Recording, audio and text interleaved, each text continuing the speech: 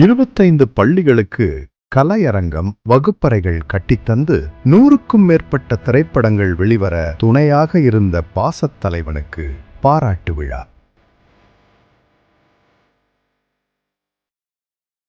நான் சினிமாவில் மட்டும் என்னுடைய தூணா நான் இருக்க மாட்டேன்.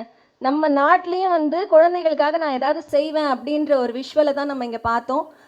அதாவது இது ஒரு பெரிய சாதனை அப்படின்னு சொல்லலாம். அதனால தான் இத்தனை பேர் நம்ம எல்லாரும் ஒன்று கூடி இருக்கோம்னு நினைக்கிறேன். திரு பி.டி. செல்வகுமார் அவர்களை அன்போடு மேடைக்கு அழைக்கிறேன். வாங்க சார், பேசுங்க. அன்பானவர்களே, இந்த மாலை வேளையில் என்னுடைய அன்பு அழைப்பிற்கு ஏற்று பெரிய பெரிய ஜாம்பான்கள், பெரிய பெரிய சாதனை நிகழ்த்திய அத்தனை பேருமே இங்கே வருகை தந்திருக்கிறார்கள். குறிப்பாக இந்த நல்ல நிகழ்வுக்கு பத்திரிகை சகோதரர்களும் தயாரிப்பாளர் சகோதரர்களும் இந்த விழாவை நடத்த வேண்டும் என்று சொன்னதும், உங்கள் மண்ணைச் சேர்ந்தவர், உங்கள் தேசத்தைச் சேர்ந்தவர், இன்று ஒரு நீதிபதியாக, சுப்ரீம் கோர்ட் நீதிபதியை விட மேலானவராக, நமது சட்டசபை தலைவராக, சபாநாயகராக நீதி போதித்து கொண்டிருக்கின்ற அப்பாவு அவர்கள் தலைமை தாங்கினால் சிறப்பாக இருக்கும் என்று சொன்னதும், ஒரு அண்ணனாக, ஒரு தந்தையாக, பாசமிக்க ஒரு நல் வழி நடத்துபவராக என் மீது எப்பொழுதும் அன்பு கொண்டவர். எங்கள் ஊருக்கும் ஒரு 8 கிலோமீட்டர் தூரம் தான். அப்படிப்பட்ட ஒரு அன்பு அண்ணன் சொன்ன உடனே அவருக்கு இன்றைக்கி சட்டசபை, இன்றைக்கி எப்படிப்பட்ட விவாதங்கள்ங்கிறது எல்லாருக்கும் தெரியும். அத்தனை விவாதங்களும் முடிந்த உடனே சட்டசபையை முடித்துட்டு ஒரு முகத்தை கூட கழுவாமல், ஒரு ப்ரெஷ் வாஷ் கூட பண்ணாமல் அண்ணன் அவர்கள் நேரம் இங்கே வருகை தந்திருக்கிறார்கள்.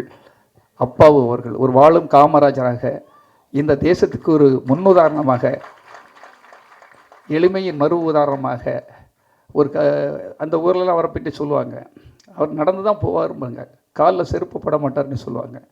ஒரு ஆசிரியராக பணியை தொடங்கியவர். ஆசிரியர்னா ஆசிரியராகவே வாழ்ந்து மடிய வேண்டும் என்பதல்ல, இந்த தேசத்தையும் ஆள முடியும் என்பதற்கு ஒரு முன்னுதாரணம் அண்ணன் அவர்கள். அதால் உழைத்தால் முடியும். உண்மையான உழைப்பாக இருக்கணும். சும்மா அதுக்காக காட்டு முராட்டித்தனமாக ஏதாவது உழைச்சிட்டு நான் முன்னுக்கு வர முடியலன்னு சொல்ல முடியாது. அந்த உழைப்பில் நியாயம் இருக்க வேண்டும், அர்த்தம் இருக்க வேண்டும். அத்தனை அர்த்தத்துக்கும் பொருந்திய அருமை அண்ணனாக, என் தந்தையாக நான் பார்க்கின்ற அப்பாவு அவர்களை வருக வருக என்று வரவேற்பதில் நான் சந்தோஷமடைகிறேன். அதே போல் நான் பத்திரிகையாளராக வரும்போது வியந்த ஒரே ஒரு மனிதர் நக்கீரன் கோபால் அவர்கள் தான். எப்போ அவர் புக்கு வரனி கடையில் காவல் இருப்பேன் காலையில். ஏன்னா ஏதாவது ஒரு நல்ல ஒரு நாட்டுக்கு தேவையான புரட்சிகரமான சிந்தனை அந்த எழுத்துக்களில் இருக்கும். எதற்கு பற்றியும் பயப்படாத துணிச்சலுக்கு ஒரு மறு உதாரணம் யாருன்னா அண்ணா நக்கீரன் கோபால் தான். ஒரு அரசாங்கமே ஒருத்தரை கண்டுபிடிக்க முடியல, பிடிக்க முடியல, அவர் எங்கே இருக்கார், எப்படி, ஒரு சிறு தடையும் கூட இல்லாத ஒரு சூழலிலும் ஒரு சவாலாக எடுத்துட்டு, துணிச்சலாக எடுத்துக்கிட்டு, அதான் அட்வென்ச்சரும்பாங்க, போய் அந்த வீரப்பனுடைய சகாப்தத்தை கண்டுபிடிச்சு கொண்டு வந்தார் பாருங்க. பெரிய கைத்தட்டல் கொடுங்க. ஏன்னா அவர் செய்கிறதெல்லாம் தேசத்துக்காக தான். இந்த நாட்டு மக்களுக்கு எங்கேயாவது ஒருத்தர் கஷ்டப்படுறாங்கன்னா அதை தோலிர்த்து காட்டுறது தான் அவருடைய வேலை. நெற்றிக்கண் திறப்பினும் குற்றம் குற்றமே. அவருடைய பாட்டும் அப்படி தான் வரும். அவருடைய இதில் பார்த்தீங்களா, ஃபோன் பண்ணோம்னா நக்கீரா அப்படின்னு தான் வரும். அப்படி ஒரு சிந்தனை கொண்டவர் அவர். இந்த நிகழ்ச்சிக்கு இருந்தால் ஒரு பத்திரிகையாளருடைய ரெப்ரசன்டேட்டிவாக யார் இருந்தால் நல்லாக இருக்கும் என்று சொன்னதும் அண்ணன் நக்கீரன் கோபால் அவர்கள் எங்களுக்கு தோன்றியது. அண்ணன் அவர்களை வருக வருகை என்று வரவேற்பதில் மிக்க மகிழ்ச்சி அடைகிறோம். அடுத்தபடியாக தேவயானி மேடம் பாருங்கள், எப்போ பார்த்தாலும் ஒரு சிரிப்பு அவங்கக்கிட்ட இருக்கும், ஒரு எளிமை இருக்கும். அதாவது எத்தனை பேர் இருந்தாலும் சரி, எத்தனை ஆண்கள் அந்த இடத்துல சாதித்தாலும் சரி, பெண்களுக்கு முன்னுரிமை வேண்டும். பெண்களுக்கு கொடுக்கணுமா, கொடுக்க வேண்டாமா? பெண்கள் இல்லாத இடத்தில் வாழக்கூடாதுன்னு சொல்லியிருக்காங்க. பெண்களை மதிக்க வேண்டும். எல்லா இடத்துலையும் அவங்களுக்கு ஈக்குவலாக ஸ்டேட்டஸ் கொடுத்தா மட்டும் போதும். அந்த மேடையில் அவர்களை உட்கார, அதுக்கு அவங்க துணிச்சலானவங்க எந்த இடத்துக்கும் வருவார்கள். நம்ம கன்னியாகுமரியில் ஒரு சமத்துவ பொங்கல் நடத்தினோம். அத்தனை கூட்டத்தையும் சமாளித்தது பெரிய கூட்டம். அந்த கூட்டத்துக்குள்ளேயும் அவங்க எல்லாருக்கும் கை கொடுக்கறது, ஃபோட்டோ எடுக்கிறது, செல்ஃபி எடுக்கிறது, அது அவங்க ஒரு பின்வாங்கல். அவங்க அந்த கூட்டம் தானே பிரமிச்சு போயிடுவாங்க. என்ன விட்டுருங்க, நடிகைன்னு அப்படியே ஒரு மாதிரி ஒரு பெரிய பந்தா பண்ணுவாங்க. ஒரு 4 அடியாட்கள் மாதிரி சுற்றி பவுன்ஸு அதெல்லாம் வச்சுட்டு, இன்றைக்கி தெரியுமில்ல நடிகைகள்னால் அவங்க என்ன ஒரு இது வச்சுருப்பாங்கன்னு, அதெல்லாம் அவங்ககிட்ட இல்லை. எல்லாம் அவங்க சகஜமானவங்க தானே. அப்படி ஒரு இன்றைக்கும் ஒரு கிராமத்து பெண் போல தான், ஒரு சாதாரண நடுத்தர வர்க்கத்து பெண் போல தான் அவங்க வாழ்ந்துட்டு இருக்காங்க. நான் அந்த விழாவுக்கு வரணும்னு இப்போ தான் அங்கே வந்திருந்தாங்க. எனக்கே கேட்குறக்கு ஒரு மாதிரி இருந்து ஒரு வார்த்தை சொல்லலை. நானும் என் மனைவி போன உடனே என்னைக்கு சார் டேட் அப்படின்னாங்க. நான் வந்துடுறேன் சார், உடனே உங்களுக்கு உங்கள் நிகழ்ச்சினா நான் கண்டிப்பாக வருவேன் சார் அப்படின்னு சொன்னாங்க. அவங்களுக்கு நான் இந்த நேரத்தில் நன்றி சொல்ல கடமைப்பட்டிருக்கிறேன். அதே போல் இயக்குனர் பாக்யராஜ் அவர்கள், அப்பா, நான் பெங்களூரில் படிச்சுட்டு இருக்கும்போது பாதி நாள் கிளாஸுக்கு போகாமல் கட் அடித்தது சாருடைய படத்தை பார்க்குறக்காகவே அவ்வளோ கட் அடித்தேன். ஏன்னா அங்கே கன்னட மொழி தெரியாது. பெங்களூரில் படிக்கும்போது நான் லா படித்தேன். எனக்கு கன்னட மொழி தெரியாது. எங்களுக்கு முதல் கிளாஸ்லேயே போர் அடிக்கும். அப்படியே பின்னால் இருந்து 2 பேர் அப்படியே பறண்டு வாங்க, அப்படியே வெளியே கிளம்ப லாவண்யா தேட்டரில் இது நம்மளால் ஓடிட்டுருக்கு போவோம் அப்படிம்பாங்க. கிட்டத்தட்ட 30 நாட்கள் அந்த படத்தை நான் பார்த்தேன். 30 நாட்கள் அவருடைய படத்தை இது நம்மால் அப்படி என்னைக்கு போனாலும் அது ரசிக்கும்படி இருக்கும். ஏன்னா அப்போ நாங்கள் ஃபஸ்ட் இயர் படிக்கிறோம். அப்படி இந்த மக்கள் ரசனைக்காக சாமானியர்களும் சந்தோஷம் அடைய வேண்டும், சாமானியர்களும் ரசிக்க வேண்டும். அதில் அவ்வளவு அர்த்தங்கள் இருக்கும், அவ்வளவு ஒரு நகைச்சுவை இருக்கும், ஒரு எளிமை இருக்கும், யதார்த்தம் இருக்கும். எல்லாமே அவருடைய படங்கள், எல்லா படங்களும் தான். அது அந்த 7 நாட்களாக இருக்கட்டும், வரிசையாக எந்த படத்தையுமே நீங்கள் குறை சொல்லணும். எல்லாமே சில்வர் ஜூப்ளி. கிட்டத்தட்ட கணக்கு போட்டு பார்த்தேன் 25 படங்கள் சில்வர் ஜூப்ளி. நான் நினச்சி பாருங்க. அவருடைய படத்துக்கு நான் ஒர்க் பண்ணியிருக்கேன். அவருடைய மேனேஜர் பண்ணேன். வேட்டியை மடித்து கட்டு படத்துக்கு அப்போ நான் ஒர்க் பண்ணேன். சார் அப்போ ரொம்ப பிஸியாக இருப்பாங்க. அப்போ நான் பத்திரிகையாளராக தான் அவர்கிட்ட பழக முடிஞ்சது. நான் ஜெமினி சினிமாவில் இருந்தனால எல்லாருக்கூடையும் பழகிறதுக்கு ஒரு நல்ல வாய்ப்புகள் கிடைச்சிது. அப்போது அவருடைய படங்களுக்கு நானும் ஒர்க் பண்ணியிருக்கேன். அதை நான் பெருமையாக இங்கே சொல்லிக்கொள்கிறேன். அதே போல் டைரக்டர் விக்ரமன் அவர் ஆஃபீஸில் தான் எனக்கு டைரக்டர் ஆகணுன்னு தான் எனக்கு ரொம்ப ஆசை. எனக்கு ரொம்ப ஆசையே டைரக்டர் ஆகணுன்னு தான். படிச்சுட்டு காலேஜ் படிச்சுட்டு லாயராக போகிறதுக்கெல்லாம் என்ரோல்லாம் பண்ணிட்டேன். ஆனால் எனக்கு போகிறக்கே மனம் இல்லை. ஏதோ இந்த சிறைச்சாலைகளை பிடிச்சு கொண்டு தள்ளின போலே இருக்குது. சினிமா பக்கமே வரணும்னு ஆசையில் சினிமா பக்கம் வாய்ப்பு தேடும்போது பத்திரிக்கையில் சேர்ந்தேன். பத்திரிக்கையில் சேர்ந்த அப்புறம் பத்திரிக்கையில் இருக்க எனக்கு மனம் இல்லை. டைரக்டர் வீட்டுக்கு டெய்லி போவேன். கலா பிளாட்னு அவருக்கு ஒரு பிளாட் உண்டு, KK நகர்னு நினைக்கிறேன். சார் வீட்டில் போய் டெய்லி போய் நிற்பேன். அப்படி நின்றுட்டு பத்திரிக்கை விட்டுட்டு எப்படியாவது அவர்கிட்ட அசிஸ்டன்ட் டைரக்டராக போய் சேர்ந்துடலாமான்னு அப்படி ஆசைப்பட்ட ஒரு புது வருஷம் தான். அப்போ தான் அவருக்கு படம் வெளியானதும் பட்டி தொட்டி எங்கும் பரபரப்பாக பேசப்படுற ஒரு இயக்குனராக இருக்கிறார். அப்போ லட்சுமணன் தான் அவர் நந்தி மாதிரி வெளியே இருப்பார். அது டைரக்டர் பார்க்க முடியாது. காலையில் அத்தனை மணிக்கு வாங்கன்னுட்டு லட்சுமணன் இப்பவும் அங்கே தான் இருக்கார். நான் எப்படியாவது கொஞ்சம் உடுப்பானே அவர்கிட்ட போய் கெஞ்சுவேன், போய் எப்படியாவது சாரை பார்க்க கூடு. அப்புறம் பத்திரிகையில் வந்ததும் பேட்டி எடுக்க ஒரு வாய்ப்புகள் கிடைச்ச பிறகு டைரக்டர் கூட பழகுக்கு வாய்ப்பு கிடைச்சது. சூரிய வம்சம் படம் நான் பிஸ்னஸ் பண்ணக்கூடிய வாய்ப்பு எனக்கு கிடைத்தது. அதாவது நாம ஒன்று நினைச்சா கடவுள் ஒன்று நினைப்பாங்களே. அதுக்கப்புறம் ஒரு அசைக்க முடியாத சக்தியாக வியாபாரத்துக்குள்ளே வரும். விஜய்க்கு PRO, விஜய்க்கு மேனேஜர், பல நடிகர்களுக்கு ஒரு எங்கே போனாலும் திரைக்கு பின்னால் எனக்கு ஒரு பெரிய ராசின்னு சொல்லுவாங்க. யார்கிட்ட போய் சேர்ந்தாலும் அவங்க பெரிய அளவில் வந்துருவாங்கன்னு அப்படி ஒரு பெயரையும் புகழையும். அருமை நண்பர், நமது தமிழ் திரையுலகின் அசைக்க முடியாத நம்பிக்கை நட்சத்திரமாக இருக்கின்ற தயாரிப்பாளர், விநியோகஸ்தர், 5 ஸ்டார் ஆடியோ கதிரேசன் அவர்களை மேடைக்கு வருமாறு அன்போடு அழைக்கிறேன். 5 ஸ்டார் கதிரேசன் அவர்கள் பல திரைப்படங்கள் வெளிவருவதற்கு காரணகர்த்தாவாக இருந்த கதிரேசன் அவர்கள் இங்கே மேடைக்கு வந்திருக்கிறார்கள். அவர்களை வருக என்று வரவேற்கிறேன். அன்பானவர்களே, விக்ரமன் சார் பற்றி சொல்லும்போன்னா ஒரு ரொம்ப எளிமையானவர். அதாவது பூவே உனக்காகன்னு ஒரு படம் அவங்க பண்ணிகிட்டு இருக்கும்போது, பூவே உனக்காக படம் பண்ணிகிட்டு இருக்கும்போது நான் சௌத்ரி சார்கிட்ட ரொம்ப ஃப்ரெண்ட். அப்போ டெய்லி ஜெமினி சினிமா இருக்கனால மாடிக்கு கூப்பிடுவார். நல்ல முறுக்கு இதெல்லாம் சாப்பிட்டுட்டு இருக்கும்போது இப்படி பூவே உனக்காக கதையை கேட்டது மிரண்டு போயிட்டு கதை, அதாவது ஷூட்டிங் முன்னாலே. அப்போ அவர் மனசில் என்ன நினச்சிருக்காருன்னு தெரியாது. ஆனால் நான் சந்திரசேகர் சார்ட்ட நான் போய் சொன்னேன். நான் எப்போவுமே அதை கரெக்டாக செய்துட்டு இருப்பேன்.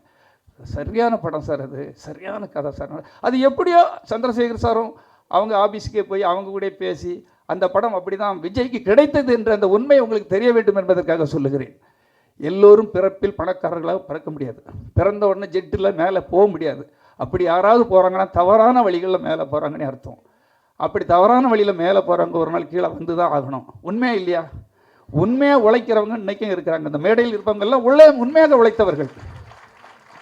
சூரிய வம்சம் படத்தை 25 லட்ச ரூபாய்க்கு வாங்கி கொடுத்த அந்த படங்கள்லாம் எனக்கு தெரிஞ்சு ஒவ்வொரு படம் ஒவ்வொரு ஏரியாவிலையும் 2 கோடி எக்ஸ்ட்ரா வசூல் பண்ணியிருக்குது. எத்தனை படங்கு? 10 மடங்கு லாபத்தை கொடுத்த ஒரு படம். அப்படிப்பட்ட இயக்குனர் யார்? அவரால் பூவே உனக்காக எடுக்க முடியும், சூரிய வம்சம் மாதிரி நல்ல கமர்ஷியல் ஜனரஞ்சம் படத்தையும் எடுக்க முடியும் என்பதற்கு ஒரே முன்னுதாரணம் நம்மளுடைய டைரக்டர் விக்ரமன் அவர்கள். அவர் இந்த விழாவுக்கு வந்தால் எனக்கு ரொம்ப சந்தோஷமாக இருக்குன்னு கேட்டேன். பாவம் உண்மையிலேயே அவருக்கு பல கமிட்மெண்ட், கதை கேட்குறாரு, இப்பவும் ப்ரொடியூஸ் பண்ணணும்னு நினைக்கிறாரு, எல்லா எண்ணத்தையும் விட்டுட்டு இங்கே வருகை தந்திருக்கிறாரு. அவர் வந்ததில் எனக்கு மிக்க மகிழ்ச்சி. அதே போல் ராஜசேகர் அவர் வந்து கிங் மேக்கர்னு ஒரு நிறுவனத்தை வச்சு கிட்டத்தட்ட ஒரு 1000 பேருக்கு வேலை கொடுத்துட்டு இருக்கிறாரு. 1000 பேருக்கு, 1-2 பேருக்கு இல்லை. அவரும் தயாரிப்பாளராக ஆக போகிறாரு. அவருக்கு பொண்ணுக்கு கல்யாணம் உடனே இங்கே ஒரு 10-25 பெண்களுக்கு நான் உதவி பண்ணணும் சார், எப்படியாவது ஒரு வாய்ப்பு தாங்க, காடு கொடுக்க வந்த மாதிரி அந்த பெண்களுக்கு உதவி பண்ணுவதற்காக இங்கே வருகை தந்திருக்கிறார். அப்படிப்பட்ட ஒரு நல்ல உள்ளத்தையும் இங்கே வருக வருக என்று வரவேற்று என்னோடு இருக்கின்ற பயணப்படுகின்ற இந்த துணைத் தலைவர் அருமை சகோதரர் மேலே பேசினார் இல்லையா, அவர் வந்து ஆரம்பத்தில் எந்த எதிர்பார்ப்பும் கிடையாது, கையிலேருந்து பணத்தை போடுவாரே தவிர துணைத் தலைவர்னு தான் பேர். ஒரு நாளும் நாங்கள் எதுவும் அவருக்கு உதவி பண்ண கிடையாது. எங்கள் கூட இருக்கிறாரு. நமது நந்தகுமார் அவர்களுக்கும், என்னோடு பயணப்பட்டு கொண்டிருக்கிற KP சிவா அவர்களுக்கும், அதே போல் என் மனைவி இங்கே வருகை தந்திருக்கிறாங்க பொன் செல்வி, என் மருமக இந்த ஃபங்க்ஷனுக்கு வந்திருக்காங்க. எளிமையை காட்டிடுங்க, எங்கள் மாமா முத்து, விமலா. ஏன்னா இந்த டைமில் தான் நான் எல்லாரையும் சொல்ல முடியும். அதே போல் என்னுடைய ஒவ்வொரு வெற்றிக்கும் என் கூட இருக்கின்ற மீனாட்சியாக இருக்கட்டும், டைமண்ட் பாபு அவர்களாக இருக்கட்டும். மீனாட்சி ஒரு தலைவர் மாதிரி, அவங்க ஒரு ஆட்டோ என்ன பெண்மணிமா, சிங்க பெண்மணி, வீர பெண்மணியுடைய தலைவர் அவர் எப்பவும் என் கூட இருப்பாங்க. அதே போல் டைமண்ட் பாபு ஆரம்பத்திலேருந்து என் கூட இருக்கிறாரு. நான் யாரும் என் கூட இருக்கிறவங்களை யாருமே விட்டு கொடுக்க மாட்டேன், கடைசி வரை என் கூடயே வச்சுருப்பேன். அவங்களுக்கும் மற்றும் PT செல்வகுமார் அவர்கள் ஒரு கேள்வி கேட்டாங்க, சினிமா துறையிலேருந்து எப்படி கலப்பை நிட்டு ஒன்று தூக்கினார் அப்படின்ட்டு. உள்ளுக்குள்ளே ஏதாவது ஒரு இயக்கம் இருக்கும் இல்லையா, சினிமாவில் நம்ம ஜெயிக்க முடியல, டைரக்டராக ஜெயிக்க முடியல, ப்ரொடியூசராலையும் புலியிலின்னுட்டு எடுத்து யாரோ செய்த பாவத்துக்கு நம்ம மாட்டிக்கிட்டுறோம். அப்போது நம்ம அடுத்த கட்டம் ஏதாவது பண்ணணும் போது அந்த சமுதாயம் மீது எனக்கு எப்பவும் அக்கறை உண்டு. அந்த அக்கறை தோற்று போகக்கூடாதுங்கிறக்காக தான் நான் உடனே எங்கேயோ ஒருப்பம் உழைப்போம், ஆனால் எங்கே இருந்தோ ஒரு பலன் கிடைக்கும். நான் வந்து தென் மாவட்டங்களில் செய்த வேலைகள்லாம் சக்ஸஸாக இருந்தது. எப்பவுமே ஒரு நேர்மையோடையும் சரியாகவும் பண்ணினா, யாரையும் ஏமாற்றாமல் வாழ்ந்தால் கண்டிப்பாக ஜெயிக்கலாம் என்பதற்கு வேறு யாரையும் உதாரணமாக கொண்டாங்க, என்னையே உதாரணமாக எடுத்துக்கிடுங்க. தொட்டதெல்லாம் எனக்கு அங்கேயும் வெற்றி தான். நான் ஜெயித்ததிலெல்லாம் என் மனைவி என் கூட இருப்பாங்க. ஒவ்வொரு இடத்துல இந்த ஒரு 3 மாதத்துக்கு ஒரு கட்டடத்தை கட்டி கொடுத்துரும். ஒரு கலையரங்கம் சும்மா எல்லாம் கட்ட முடியாது, உழைக்க ஏதாவது ஒரு வேலையை பார்த்து நம்ம இதில் தான் பேர் வாங்க முடியும். கல்வியில் தான் காமராஜர் பேர் வாங்கினார். அந்த கல்விக்காக தான் நம்ம உழைக்கணும்னு சொல்லி கிட்டத்தட்ட 25 கட்டடங்கள், வகுப்பறைகள் பார்த்துருப்பீங்க. ரொம்ப கஷ்டம்தான், ரொம்ப போராட்டம் தான், வேறு எந்த வீட்லையும் பண்ண விட மாட்டாங்க. என் மனைவி இதுக்கு ஆதரவு தந்தனால தான் என்னால் பண்ண முடிஞ்சது. பிறந்தோம், வளர்ந்து விட்டோம், ஒரு மனிதனாக செத்து விடக்கூடாது என்பது என்னுடைய பயணம் மிக ரொம்ப கஷ்டத்தில் தான் போயிட்டுருக்கு. இப்போ தான் எனக்கு ஆறுதல் சொன்னார் அண்ணன், அப்பாவு நான் இருக்கேன் உனக்கு பயப்படாதேன்னு அந்த மேடையில் வச்சு சொன்னார். இப்போமா கையை பிடிச்சதை தான் சொன்னார். கண்டிப்பாக அடுத்த கட்டம் ஒன்று வந்திருக்கு. அன்றைக்கி நான் CM கூடால போய் உட்காருவேனே கனவுல கூட நினைக்கல. CM வந்து கூப்பிட்டு வந்து கிட்ட வேறு 2 பேர் இருக்கும்போது கூட அவங்கள எழுப்பிட்டு அவரை PT செல்வகுமார் உட்கார வைங்க அப்படின்னாரு. எனக்கு நான் ஒரு தவிப்பில் இருக்கேன், கடவுளே பெரிய ஒரு சூப்பர் ஸ்டார்கள்லாம் உருவாக்கிட்டோம், நம்மளை கைவிட்டுட்டாங்களே, எங்கடா போகிறதுன்னுட்டு அவ்வளோ ஏக்கங்கள் இருக்குது, அவ்வளோ வலி இருக்குது. இனி வெளியே சொல்ல முடியாது. எப்படி சொல்ல முடியும்? எல்லா உண்மையும் வெளியே சொல்ல முடியுமா? முடியாது. அந்த வலியோடு இருக்கும்போது ஒரு நல்ல மருந்து போட்ட மாதிரி தான் எனக்கு CM அவர்கள் கையை இப்படி பிடிச்சார். அப்போ தமிழ்நாட்டின் முதன்மை ஆள், யார் என்ன வேணாலும் சொல்லட்டும், விமர்சனங்கள் இருக்கலாம், ஆனால் அவர் முதன்மை ஆள் எனக்கு கையை பிடிச்சிட்டு உங்கள் வலி எனக்கு தெரியும்னார். உங்களுக்குள்ள ஒரு வலி இருக்குது எனக்கு தெரியும். ஒரு பேப்பர் எடுத்து காட்டினார். இது வந்து உளவுத்துறை ரிப்போர்ட், உங்கள் மாவட்ட ரிப்போர்ட் என் கையில் இருக்கிறது. உங்கள் ஏரியாவில் உள்ள மினிஸ்டர்ஸ், அது அப்பாவு மாதிரி உள்ளவங்களா யார் சொன்னாங்கன்னு தெரியும், எல்லாரும் எனக்கு ஒரு ரிப்போர்ட் கொடுத்துருக்காங்க, உங்களை நாங்கள் கைவிட மாட்டோம். அவ்வளோ போதும் எனக்கு அவர் தரலாட்டும் பரவாயில்ல, நீ எதுவும் செய்ய கூட வேண்டாம். ஆனால் எங்கேயோ கைவிடப்பட்டோம், எங்கேயோ ஒரு இடத்துல கை தூக்கப்பட்டோம் என்று அப்போ தான் கடவுள் இருக்கிறாருன்னு நான் நினச்சேன். நீ உழைச்சிக்கிட்டே இருடா, எங்கே இருந்தாலும் உனக்கு ஒரு பலன் வரும் என்பதை அன்றுதான் நான் அனுபவித்தேன் நண்பர்களே. ஆகவே உங்கள் பணியில் கரெக்டாக இருங்க. எங்கேயோ தோக்கடிக்கப்பட்டிருங்க, எங்கேயோ உங்களை கைவிட்டுருவாங்க. ஆனால் கைக்கு தூக்கி எடுப்பதற்கு அப்பாவு மாதிரி ஒருவரோ, நக்கீரன் கோபால் மாதிரி அண்ணன் மாதிரி ஒருவரோ, தேவயானி வீட்டில் 1 மணி நேரம் எனக்கு அவ்வளவு ஸ்வீட்டு தந்து, ஒரு வீட்டுக்குள்ளே யாராவது உள்ளே விடுவாங்களா? பார்த்தா பயமாக இருக்கும். ஆனால் அவங்க வீட்டில் 1 மணி நேரம் அவங்ககிட்ட வேணால் கேளுங்க, அங்கேயே உட்கார வச்சு என்கிட்ட பேச ரசிச்சுட்டு இருந்தாங்க. அதேமாதிரி நான் என் நண்பன் கதிரேசன் தோத்த உடனே ஒற்றை மிதி கூட புதக்குழிக்குள்ள எல்லாம் சாக்கடைக்குள்ள கூட தள்ளிட்டு போயிடுவாங்க, கிட்ட வரமாட்டாங்க. ஒரு தோல்வினா கிட்ட வரமாட்டாங்க. ஆனால் தோத்தா கூட கை கொடுக்குறாமல அவன் தான் நண்பன். தோக்கும் போது கூட இருக்க பாருங்க, அவன் மேன்மேலும் வெற்றி பெறுவான், அவன் கடவுளின் பிள்ளை என்பதை சொல்லிக்கொண்டு இப்படிப்பட்ட ஒரு நல்ல விழாவுக்கு நீங்களே என் கூட இருக்கீங்க பாருங்க. இவ்வளவு கூட்டம் எப்படி வரும்? இவ்வளவு பேர் நீங்கள் வருகை தந்திருக்கிறீர்கள் என்றால் என் மீது வைத்திருக்கின்ற மரியாதை என்று தான் நினைக்கிறேன். அத்தனை பேருக்கும் நான் நன்றி சொன்ன போகாது, எப்பொழுதும் உங்களோடு இருப்பேன் என்பதை தெரிவித்துக் கொண்டு நன்றி கூறி விடைபெறுகிறேன். நன்றி, வணக்கம். பாசத்தலைவனுக்கு பாராட்டு விழா.